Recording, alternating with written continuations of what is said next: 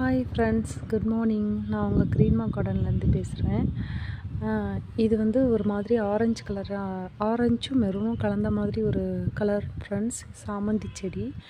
இது 1 இயராக ஆச்சு. நான் வந்து இது வந்து வாங்கிட்டு வந்து வச்சு இது நல்லா கொத்து கொத்தாக பூத்துருக்கு பாருங்கள். நல்லா அழகாக இருக்குது. தெரியுதா? இதுவும் மாடி தோட்டத்தில் தான் ஃப்ரெண்ட்ஸ் வச்சுருக்கேன். இது வந்து ஆரஞ்சும் அண்டு மெரூனும் கலந்த மாதிரி இருக்கும் இந்த கலரு. இது வந்து எல்லோ கலர் ஃப்ரெண்ட்ஸ். இது இப்போ தான் மொட்டு வச்சுருக்கு, இன்னும் மலரலை. இது வந்து நான் ஊர்லேருந்து எடுத்துகிட்டு வந்தேன்.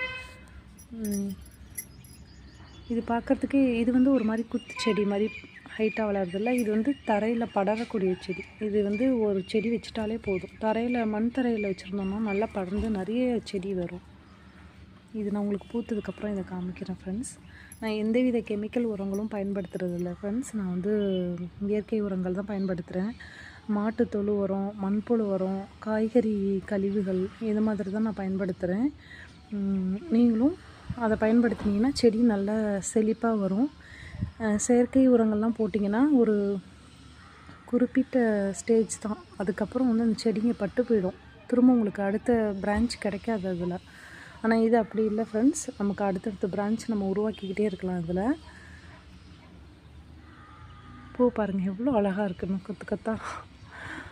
Thank you friends. பிடிச்சிருந்தால் லைக் பண்ணுங்கள், ஷேர் பண்ணுங்கள், கமெண்ட் பண்ணுங்கள். தேங்க்யூ, பாய்.